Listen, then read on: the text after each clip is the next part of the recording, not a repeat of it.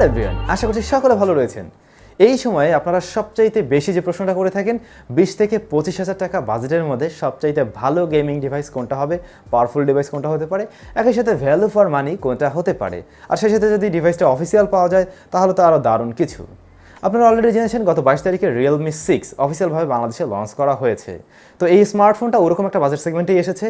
আজকের ভিডিওতে আমরা জানবো এই ফোনটা আসলে আপনার ওই চাহিদাগুলোকে কতটুকু কি পূর্ণ করতে পারবে, বা যে দামে এসেছে তাতে কতটুকু ঠিকভাবে নিয়ে আসতে পেরেছে। লাস্ট প্রায় 15 দিন ধরে এটা আমাদের স্টুডিওতে রয়েছে। আমি রেগুলারই মোটামুটি ব্যবহার করার ট্রাই করেছি, বিভিন্নভাবেই ব্যবহার করার চেষ্টা করেছি। আমার ইউজার এক্সপিরিয়েন্স কী ছিল, একই সাথে এর ফুল রিভিউ জানবো এই ভিডিওতে। চলুন শুরু করা যাক। পুরো ভিডিও নিয়ে আমি স্যাম থাকবো আপনাদের সাথে। আপনারা দেখছেন স্যামজন। যারা নতুন রয়েছেন চ্যানেলটি সাবস্ক্রাইব করে আমাদের সাথেই থাকুন। প্রিয় দর্শক, শুরুতে আমরা স্মার্টফোনটার দামের ব্যাপারে জেনে নিচ্ছি। বাংলাদেশে এই স্মার্টফোনটি একটি ভ্যারিয়েন্টই লঞ্চ করা হয়েছে, 8GB 128GB, 8GB র্যাম এবং 128GB রম। এর দাম অফিসিয়ালভাবে রাখা হয়েছে 22,990, মানে 23,000 টাকা। তবে দারাজে ফ্ল্যাশ সেলের মাধ্যমে কিনতে পারলে আরও 1,000 টাকা কমে কেনা যাচ্ছে। তো এই স্মার্টফোনের দামের বিষয়ে আমার আরও বেশ কিছু মন্তব্য রয়েছে, সে ব্যাপারে আমরা ভিডিও শেষে জানবো। আপাতত রিভিউতে চলে যাচ্ছি। বরাবরের মতো প্রথমে আমরা ডিজাইন অ্যান্ড বিল্ড কোয়ালিটি নিয়ে কথা বলবো, তবে তার আগে একটু জানিয়ে নিচ্ছি এই ফোনের আনবক্সিং এবং ফার্স্ট ইমপ্রেশন কিন্তু আমি আগের একটি ভিডিওতে দিয়েছিলাম। ওই ভিডিওর লিঙ্ক ভিডিও ডিসক্রিপশনে দেওয়া রয়েছে, আনবক্সিংটা দেখে নিতে পারেন। রিয়েলমি 6 ডিজাইনের দিক থেকে বেশ সুন্দর, দেখতে অবশ্যই ভালো লাগবে। রিয়েলমির রেগুলার সেটআপ আমরা ক্যামেরা সেটআপটা যেমন দেখে এসেছি এটাও সেরকম। আর এর যে ব্যাক সাইড সেটা দেখতে কিন্তু অলমোস্ট গ্লাসের মতো লাগছে, তবে এটা কিন্তু মোটেই গ্লাসের নয়, এটা প্লাস্টিক। সো অবশ্যই আপনি এর সাথে একটি কাভার ব্যবহার করতে পারেন। এর বক্সে একটি টিপিও দিয়ে দেওয়া হচ্ছে, চাইলে ওটাও ব্যবহার করতে পারেন। লাস্ট 15 দিন আমি এটাকে কাভার ছাড়াই ব্যবহার করেছি এবং পিছনে অলরেডি 2-1টা স্ক্র্যাচও দেখতে পাচ্ছি। মোবাইল ফোনটির বডি ফ্রেমটি প্লাস্টিকে তৈরি, আর এর ডিসপ্লেকে প্রোটেকশন করছে কর্নিং গরিলা গ্লাস 3। এখানে কর্নিং গরিলা গ্লাস 5 হলে বিষয়টা আরও ভালো হতে পারত। পোর্টস অ্যান্ড বাটনের ক্ষেত্রে মোবাইল ফোনটার রাইট সাইডে রয়েছে হোম বাটন এবং সেটাই ফিঙ্গারপ্রিন্ট স্ক্যানার হিসেবে ব্যবহার হবে। এর উপরের দিকটা একেবারেই ক্লিন রাখা হয়েছে। লেফট সাইডে রয়েছে ভলিউম রকার এবং সিম কার্ড স্লট, যেখানে 2টি সিমের পাশাপাশি একটি মেমোরি কার্ড ব্যবহার করারও সুযোগ রয়েছে। মোবাইল ফোনটার নিচের দিকটাতে আমরা দেখতে পাচ্ছি USB Type-C পোর্ট, তার পাশে রয়েছে 3.5mm headphone Jack, primary microphone এবং স্পিকার গ্রিল। তো এই হচ্ছে এর পোর্টস অ্যান্ড বাটন। উপরের দিকটাতে কিন্তু আমরা সেকেন্ডারি নয়েজ ক্যান্সেলেশন মাইকটি দেখতে পাচ্ছি না। তো ডিজাইন অ্যান্ড বিল্ড কোয়ালিটি নিয়ে আমি আর কথা বলতে যাচ্ছি না, আপনারা চাইলে আগের ফার্স্ট ইমপ্রেশন আনবক্সিংটা দেখে নিতে পারেন। এবার আসছি আর ডিসপ্লে সেকশনে। মোবাইল ফোনটাতে ডিসপ্লে হিসেবে দেওয়া হয়েছে 6.5 ইঞ্চ IPS LCD প্যানেল, যেটাতে 90 হার্টজ রিফ্রেশ রেটের সাপোর্ট রয়েছে। আর এটা কিন্তু ফুল HD প্লাস রেজলিউশনের একটি ডিসপ্লে। এটি 20:9 অ্যাসপেক্ট রেশিও ডিসপ্লে। ডিসপ্লের লেফট কর্নারে রয়েছে একটি সিঙ্গেল পাঞ্চ হোল, যেখানে সিঙ্গেল ক্যামেরা থাকছে। আর এর চিন এরিয়া বা বেজেলস, যেটা আমি বলবো ঠিকঠাক রয়েছে এবং এই বাজেটে আমরা এরকমটাই দেখে এসেছি। ডিসপ্লের কালার শার্পনেস যথেষ্টই ভালো রয়েছে, বেশ ভিভিড কালার দেয়, দেখতে অবশ্যই ভালো লাগবে। একই সাথে সাইড নেগেটিভিটি কোনো কিছুই আমি লক্ষ্য করিনি। তবে সরাসরি সানলাইটে আরেকটু ভালো যদি ডিসপ্লের ব্রাইটনেস থাকতো তাহলে মনে হয় ভালো হতো। লো লাইটে বা ইনডোরে ডিসপ্লের ব্রাইটনেস ঠিকই আছে, তবে ডিরেক্ট সানলাইটে কিছুটা সমস্যা মনে হয়েছে আমার কাছে, বা আরেকটু ব্রাইটনেস থাকলে মনে হয় ভালো হতে পারতো। তো এই বিষয়টাকে যদি আপনি বাদ দেন তাহলে বলবো এই বাজেটে সুপার অ্যামোলেড বাদ দিয়ে IPS যতগুলো ডিসপ্লে রয়েছে তার মধ্যে এটা বেস্ট হতে পারে, যেহেতু আপনি 90 হার্টজ রিফ্রেশ রেটও পেয়ে যাচ্ছেন। এবারে আমরা কথা বলছি এর ক্যামেরা সেকশন নিয়ে। মোবাইল ফোনটা রিয়ারে থাকছে কোয়াড ক্যামেরা সেটআপ, যার প্রধান সেন্সরটি 64 মেগাপিক্সেলের, যেটা স্যামসাংয়ের সেন্সর। পরবর্তী লেন্স হিসেবে রয়েছে 8 মেগাপিক্সেলের আলট্রা ওয়াইড, 2 মেগাপিক্সেলের ম্যাক্রো, 2 মেগাপিক্সেলের ডেপথ সেন্সর। ফ্রন্ট ফেসিং হিসেবে এর 5 হলে দেওয়া হয়েছে 16 মেগাপিক্সেলের ক্যামেরা। তো এর যে main sensor rear camera 64 megapixel, তার থেকে আপনি ডে লাইটে বেশ ভালো ছবি পেয়ে যাবেন। ডে লাইটের ছবিগুলোতে প্রপার কালার শার্পনেস এবং ডিটেলস পেয়ে যাচ্ছেন। একই সাথে স্যামসাংয়ের এই 64 মেগাপিক্সেলের ক্যামেরাটি বেশ ভালো ডাইনামিক রেঞ্জ দেখাতে পারছিল, যথেষ্ট ভালো ছবি আপনি পেয়ে যাবেন ডে লাইটে। লো লাইটেও পারফরমেন্স খারাপ নয়, যেহেতু নাইট মোডের অপশন রয়েছে। নাইট মোডেও আপনি বেশ ভালো ছবি পেয়ে যাবেন। স্টাডি করে সুন্দর করে তুলতে পারলে অবশ্যই বেশ কিছু ভালো ছবি পাওয়া যায়। 64 মেগাপিক্সেল মোডে তুলে ছবির কোয়ালিটি আরেকটু ইম্প্রুভ হয়, সেই ক্ষেত্রে আরেকটু ডিটেলস আরেকটু শার্পনেস বেড়ে যায়, তখন আপনি চাইলে ক্রপ করেও ছবি তুলতে পারছেন। তবে ওভারঅল মেইন ক্যামেরার ছবি আমার কাছে একটু পাঞ্চি মনে হয়েছে, মানে নর্মালের চাইতে কালার মনে হয় একটু বেশি দেয়, এরকমটাই লেগেছে। তবে এগুলো দেখতে বেশ ভালো লাগে। মোবাইল ফোনটাতে রয়েছে পোর্ট্রেট মোড। পোর্ট্রেট মোডের ছবিগুলো বেশ ভালো ছিল এবং আমার কাছে মনে হয়েছে ভালো পোর্ট্রেট দিতে পারছিল। চেহারায় মোটামুটি ভালো ডিটেলস লক্ষ্য করা গিয়েছে, এখানে একটু পাঞ্চি কালার দেখা যাচ্ছে, তবে অবশ্যই এজগুলোকে ভালোভাবে ডিটেক্ট করতে পারছিল। একই সাথে চেহারায় মোটামুটি ভালো পরিমাণ ডিটেলস লক্ষ্য করা যাচ্ছিল। এই বাজেটে আমার কাছে পোর্ট্রেট মোডটা বেশ ভালোই লেগেছে। রয়েছে 8 মেগাপিক্সেলের আলট্রা ওয়াইড সেন্সর এবং যার কোয়ালিটি ডে লাইটে বেশ ভালো ছিল, লো লাইটের তুলনায় ডে লাইটে অনেকটাই ভালো ছবি দিতে পারছিল।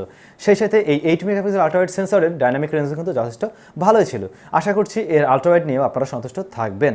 এরপরে রয়েছে 2 মেগাপিক্সেলের ম্যাক্রো শুটার, যার রেজাল্ট অ্যাভারেজ বলবো। এরকম বাজেটে অন্য ফোনে আমরা যেমনটা দেখতে পেয়েছি এটা অলমোস্ট সেরকম ছবি দিতে পারছিল। ভালো করে তুলতে পারলে আপনি মোটামুটি বেশ ভালো ছবি 2 মেগাপিক্সেল থেকেই পেয়ে যাবেন। মোবাইল ফোনটাতে 4K-তে ভিডিও রেকর্ড করার সুবিধা থাকছে মেইন সেন্সর থেকে, তবে সেই ক্ষেত্রে আপনি কোনো ধরনের ইআইএস পাচ্ছেন না। তবে আপনি যদি 1080p-তে রেকর্ড করেন সেই ক্ষেত্রে আপনি ইআইএস পেয়ে যাচ্ছেন। ভিডিও কোয়ালিটি ডিসেন্ট রয়েছে। রিয়েলমি 6-এর ফ্রন্ট ফেসিং হিসেবে দেওয়া হয়েছে 16 মেগাপিক্সেলের ক্যামেরা, যা এর ডিসপ্লের সিঙ্গেল পাঁচ হোলে রয়েছে। তো এর কোয়ালিটি ডে লাইটে বেশ ভালোই ছিল, প্রপার লাইট পেলে ভালো শার্পনেস বা ডিটেলস ধরে রেখে ছবি দিতে পারছিল। লো লাইট পারফরমেন্স অ্যাভারেজ বা আরেকটু ভালো হওয়া যেত হয়তো। তবে আমি যদি এর রিয়ার ক্যামেরার সাথে ফ্রন্ট ফেসিং ক্যামেরার কম্পেয়ার করি, যদিও মেগাপিক্সেলের একটা হিউজ ডিফারেন্স রয়েছে, তারপরেও যদি ওভারঅল কম্পেয়ার করেন সেই ক্ষেত্রে মনে হয়েছে ফ্রন্ট ফেসিং ক্যামেরা আরেকটু ইমপ্রুভ করা যেত বা আরেকটু ভালো হতে পারতো। তবে সোশ্যাল মিডিয়া রেডি ছবি অবশ্যই আপনি এর থেকে পেয়ে যাবেন। হেই গাইস, লিটল রিমাইন্ডার, ভিডিওটি ভালো লাগলে একটু লাইক করে দেবেন। আপনারা একটু লাইক করলে আমাদের উৎসাহ অনেকটাই বেড়ে যায়। আর যদি খারাপ লেগে থাকে অবশ্যই কমেন্টস করে জানান যে ভাইয়া এই বিষয়টা খারাপ হয়েছে, পরবর্তী সময়ে আমি আরেকটু ইমপ্রুভমেন্ট করার অবশ্যই ট্রাই করব। ফাইনালি আমরা চলে এসেছি মোবাইল ফোনটার পারফরমেন্সে। এতে ব্যবহার করা হয়েছে মিডিয়াটেক হেলিও Z90T, যেটি গেমিংয়ের জন্য খুবই ভালো মানের একটি প্রসেসর। আর এর গ্রাফিক্স সেকশনে রয়েছে মালি G76, যেটা আমরা স্যামসাংয়ের অনেক উপর লেভেলের ফোনেও ব্যবহার হতে দেখেছি। সো গেমিংয়ে আপনি ভালো গ্রাফিক্সের সাথেও কিন্তু খেলতে পারছেন। আর এই প্রসেসরটি আমরা লাস্ট ইয়ারে ব্যবহার হতে দেখেছি রেডমি নোট 8 প্রোতে। তো ওটার পারফরমেন্স তো আপনারা জেনেছিলেন, খুবই ভালো পারফরমেন্স করতে পারছিল।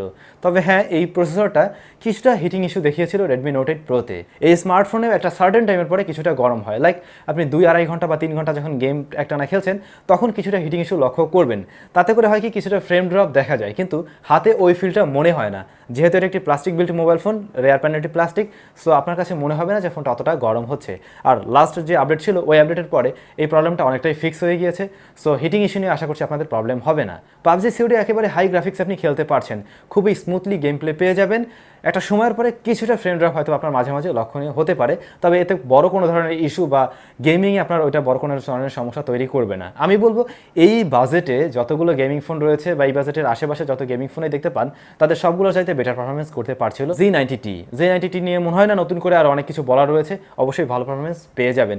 সেই সাথে রয়েছে কিন্তু 90 হার্টস রিফ্রেশ রেট, যেই গেমগুলোতে 90 হার্টস রিফ্রেশ রেট সাপোর্ট করে ওগুলোর মজা পাবেন আরও অন্যরকম। এটা তো মনে হয় বলার অপেক্ষা রাখে না। তো গেমিংয়ের বাইরে যদি রেগুলার কাজগুলো বা মাল্টিটাস্কিংয়ের বিষয়গুলো বলি, সেগুলো খুবই স্মুথলি করা যাচ্ছিল, সেগুলো নিয়ে আপনাকে একেবারেই চিন্তা করতে হচ্ছে না।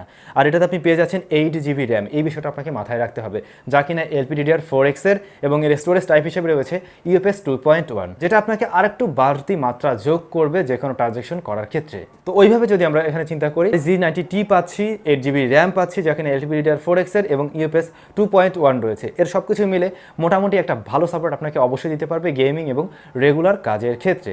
সেই ক্ষেত্রে এই ফোনটা কিন্তু একটু উপরেই রয়েছে।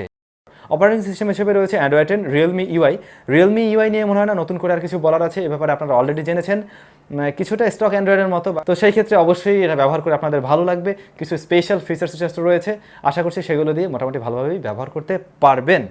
মোবাইল ফোনটাতে ব্যাটারি হিসেবে দেওয়া হয়েছে 4300 mAh ব্যাটারি, যা দিয়ে একদিন বেশ ভালোভাবেই ব্যবহার করা যায়। যদি আপনি 60 হার্টস রিফ্রেশ মোডে চালান সেই ক্ষেত্রে ব্যাটারি ব্যাকআপ আরেকটু ভালো পাবেন। 90 হার্টস রিফ্রেশ রেটে এটা ফুল টাইম অর্থাৎ স্ক্রিন অন টাইম দেখাতে পারছিল 6 ঘন্টা প্লাস। আর যদি আপনি 60 হার্টস রিফ্রেশ রেটে চালান সেই ক্ষেত্রে আপনি স্ক্রিন অন টাইম পেয়ে যাচ্ছেন 7 ঘন্টা প্লাস। তো আশা করছি একদিন খুব ভালোভাবে ব্যবহার করতে পারবেন। তবে যেহেতু এর বক্সে আপনি পেয়ে যাচ্ছেন 30 ওয়াটের চার্জার, যা দিয়ে আপনি 63 মিনিটে ফুল চার্জ করে ফেলতে পারছেন। সো আপনাকে চিন্তা করতেই হচ্ছে না, কারণ আপনি গেম খেলবেন, চার্জ শেষ হয়ে গেল, চার্জ দিলেন, একটু সময়ের মধ্যে ফুল চার্জ করে ফেললেন, আবার আপনি গেম শুরু করে দিলেন। আসছি মোবাইল ফোনটার কল কোয়ালিটিতে, এবং সেটা আমার কাছে ঠিকঠাক মনে হয়েছে। আমি দুইটা সিমকে আলাদা করে 2 সিম ট্রেতে দিয়ে দেখেছি এবং সেখান থেকে আমার রেজাল্ট একই রকম ছিল, রেজাল্ট ভালো ছিল। এর যে লাউড স্পিকার তার রেজাল্ট ঠিকঠাক, ফুল সাউন্ডে কোনো ধরনের সমস্যা হচ্ছিল না। তবে লাউডনেস এটাতে আমার কাছে একটু কম মনে হয়েছে, মানে একটু নয়েজ যে জায়গায় রয়েছে সেখানে মনে হয় লাউডনেসটা আর একটু বেটার হলে ভালো হতে পারতো। এছাড়া মোবাইল ফোনটাতে যাবতীয় প্রয়োজনীয় সেন্সরগুলো প্রায় সব কিছুই দেওয়া হয়েছে, সেগুলো নিয়ে আশা করছি সমস্যায় পড়বেন না।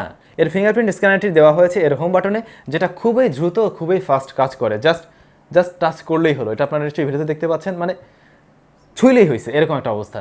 আর এর সাথে রয়েছে ফেস আনলক সিস্টেম, আপনি চাইলে সেটাও ব্যবহার করতে পারেন, সেটাও ঠিকঠাকভাবে কাজ করছিল, তবে একেবারে লো লাইটে সেটা কিন্তু কাজ করবে না, তখন ওই ফিঙ্গারপ্রিন্ট স্ক্যানারটি আপনার ভরসা। তো ফাইনালি আমরা ভিডিও শেষ পর্যায়ে চলে এসেছি, কনক্লুশনে বলতে হচ্ছে কী ভালো ছিল কী খারাপ ছিল এবং দাম অনুযায়ী কেমন কী নিয়ে আসতে পেরেছে। ভালো বিষয়, খুবই ভালো মানের একটি ডিসপ্লে দেওয়া হয়েছে, 90 হার্টজ রিফ্রেশ রেট, এই বাজেটে 90 হার্টজ রিফ্রেশ রেট রয়েছে, একই সাথে ডিসপ্লের কোয়ালিটি ওভারঅল সব কিছু মিলে যথেষ্ট ভালো ছিল। হ্যাঁ, একটু প্রপার সানলাইটে ব্রাইটনেসটা একটু তুলনামূলকভাবে কম মনে হয়েছে, তারপরেও আমি বলবো এই ডিসপ্লেকে থামস আপ দেওয়া যেতে পারে, টাচ সব কিছু মিলে বেশ ভালো ছিল। এরপরে যে প্রসেসর সেটা Helio G90T, যার পারফরমেন্স গেমিংয়ের জন্য খুবই ভালো। এরকম বাজেটে G90T, একই সাথে রয়েছে 8GB র্যাম, এগুলো মিলে অবশ্যই ভালো বলতে হবে। তবে হ্যাঁ, একটা সার্টেন টাইমের পরে কিছুটা হিটিং ইস্যু রয়েছে, কিন্তু তাতে এর গেমিং পারফরমেন্সে খুব একটা ইস্যু আমার কাছে লক্ষণীয় হয়নি। একই সাথে যে পরিমাণে গরম হচ্ছে সেটা হাতে অনুভূত হয় না, সো আশা করছি ওটা নিয়ে আপনাদের প্রবলেম হবে না। ক্যামেরার ক্ষেত্রে এর রেয়ার ক্যামটা অবশ্যই ভালো পারফরমেন্স করতে পারছিল, তুলনামূলকভাবে এর ফ্রন্ট ফেসিং ক্যামেরাটা আমার কাছে ততটা ইমপ্রেসিভ মনে হয়নি যতটা নাকি আমরা রেয়ার ক্যামে দেখতে পাচ্ছি। ব্যাটারির ক্ষেত্রে আমরা পাচ্ছি 4300 mAh, এখানে যদি এটা 5000 হতে পারতো তাহলে মনে হয় বিষয়টা আর একটু ভালো হতে পারতো, আর একটু লং টাইম আপনি রান করতে পারতেন। কিন্তু এখানে ভালো বিষয় যে 30 ওয়াটের চার্জার পেয়ে যাচ্ছেন, যা দিয়ে আপনি খুব সহজেই এটাকে চার্জ করে ফেলতে পারছেন। তো এই হচ্ছে গিয়ে মোটামুটি মেইন বিষয়গুলো যেগুলো ঠিকঠাক ছিল। এখন আমরা একটু দামের ব্যাপারে যদি হিসাব করি, দামের বিষয়টা আমরা যদি 8GB র্যামটাকে বাদ দিই, ধরুন এখানে মনে মনে ভাবুন মোবাইল ফোনটাতে রয়েছে 6GB, তখন এই ফোনের ওভারঅল কনফিগারেশনের সাথে মনে হয় প্লাস্টিক বডির একটি মোবাইল ফোন, দামটা একটু বেশি হয়ে যাচ্ছে।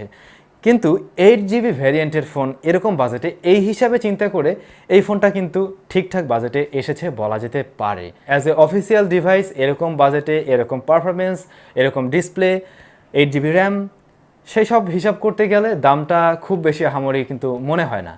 তারপরেও আপনাদের কথা চিন্তা করে বলতে হয়, যদি দাম আরেকটু কম হতো হয়তোবা আমাদের অনেকের জন্য ভালো হতে পারতো। অনেকের যাদের বাজেট কিনা 20,000 তারা একটু বাড়িয়ে হয়তোবা নিতে পারতো। তারপরে আমি বলবো যাদের বাজেট কিনা এই মুহূর্তে 25,000 টাকার মধ্যে রয়েছে, একটা gaming device, official product, 8GB RAM, ভালো ডিসপ্লে, সব কিছু চিন্তা করে এটাকে একেবারে নির্দ্বিধায় নিয়ে নিতে পারেন।